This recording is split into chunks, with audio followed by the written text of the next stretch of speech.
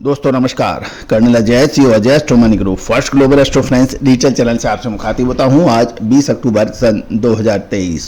दोस्तों, कर्नाटक व महाराष्ट्र दालों के लिए बहुत महत्वपूर्ण राज्य माने जाते हैं क्योंकि इसमें मेजर दालों का उत्पादक राज्यों में से इनका शुमार होता है।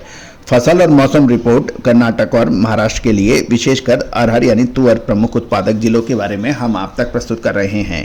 दोस्तों, हमारा चैनल यदि आपको पसंद आता है तो आप इसको लाइक अवश्य कीजिएगा, साथ साथ बेल आइकन यानी घंटी के निशान को पुश करके आप इसको सब्सक्राइब अवश्य कीजिएगा यदि आपको पसंद आता है तो। यदि आप फेसबुक पर देख रहे हैं तो पेज को फॉलो जरूर कीजिएगा ताकि हर नोटिफिकेशन आप तक सबसे पहले पहुंचाई जा सके। और यदि आप महाराष्ट्र और कर्नाटक राज्य से संबंधित रखते हैं तो आपके इलाके में फसल और बारिश की स्थिति को भी आप कमेंट बॉक्स में जरूर लिखिएगा। खबर निकल के आ रही है कि पिछले महीने में कर्नाटक और महाराष्ट्र के प्रमुख अरहर उत्पादक क्षेत्रों में शुष्क मौसम की स्थिति को लेकर चिंता बनी हुई है। खबर निकल के आ रही है महाराष्ट्र में विदर्भ में सितंबर में विदर्भ में बरसात 57% अधिक होने से फसलों की स्थिति काफी अच्छी स्थिति में है।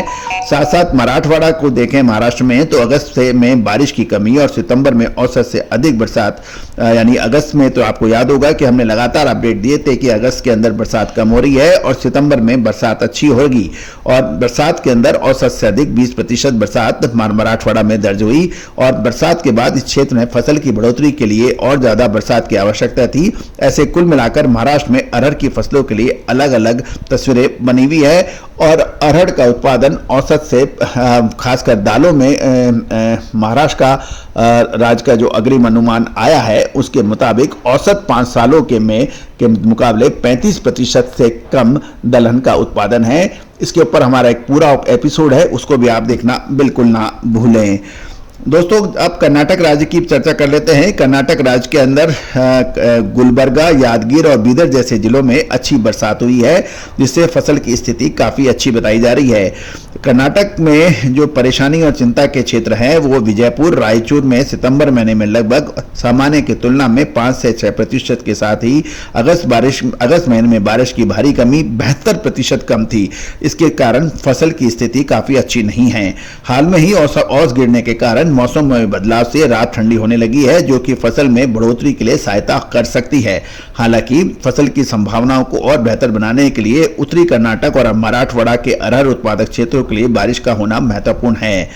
गौरतलब है कि अरहर की पछेती फसल मुख्य रूप से अपने वानस्पतिक चरण में है और फसल में फूल आने की अवधि अगले 10 से 15 दिन में शुरू हो जाएगी। और ध्यान देने वाली बात यह है कि फूल आने और फली लगने के चरण के दौरान अत्यधिक और संभावित फूल रूप से फूलों के झड़ने और उम्मीद से कम फली लगने के कारण चिंता का कारण बन सकता है।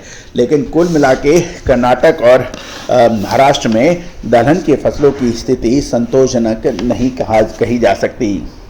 महाराष्ट्र के कृषि विभाग के अनुसार साल 2023-24 के खरीफ सीजन के लिए जो दालों का उत्पादन का अग्रिम अनुमान जारी किया गया है वो औसत के 5 सालों की तुलना में तुअर का उत्पादन 30%, मूंग का उत्पादन 66% और उड़द का उत्पादन 50% कम है। ये ऑफिशियल डाटा महाराष्ट्र कृषि विभाग ने जारी किए हैं।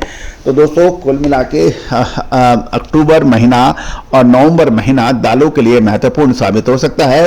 एक तरफ इलेक्शंस, दूसरी तरफ दालों की पैदावार के आंकड़े, तीसरी खपत और चौथा म्यांमार के अंदर जो बाढ़ के कारण उड़द की बुआई की देरी के भी समाचार, साथ साथ अफ्रीकी मुल्कों से जो इंपोर्ट, इन सभी को मद्देनजर रखते हैं कि अक्टूबर और नवंबर के अंदर दलहन का बाजार दिलचस्प रह सकता है। दोस्तों, तेजी आने के बाद तेजी और मंदी आने के बाद मंदी कहने से कभी किसी व्यापारी या ये दाल मिल को फायदा नहीं हुआ है। फायदा तभी है जब आप समय से पहले निर्णय लें। अनुमान के लिए आप विशेष रिपोर्ट के लिए आप हमसे संपर्क भी कर सकते हैं। दोस्तों, याद रखिएगा, चने के अंदर हमने लगभग 2.5 से 3 महीने पहले आपको कहा था कि चने में शानदार तेजी बन रही है, तुअर में शानदार तेजी बन रही है, उड़द में बन रही है, काबुली चने में बन रही है और शानदार तेजी पिछले 2 से 2.5 महीने में देखी गई। चने ने तो लगभग सभी मार्केट विशेषज्ञों की विपरीत राय जाके लगभग 25% से अधिक तेजी दर्ज हुई हुई, जिसका सबसे पहले हमने आपको अग्रिम अनुमान दिया था। साथ साथ मसाले, गेहूं, मक्का, बाजरा, इनके ऊपर भी हमारा विशेष विश्लेषण सही साबित हुआ है। दोस्तों आज ही संपर्क करें यदि आप विशेष रिपोर्ट चाहते हैं तो, जो भुगतान करने पर उपलब्ध हो सकेगी। All the very best, good luck, happy trading.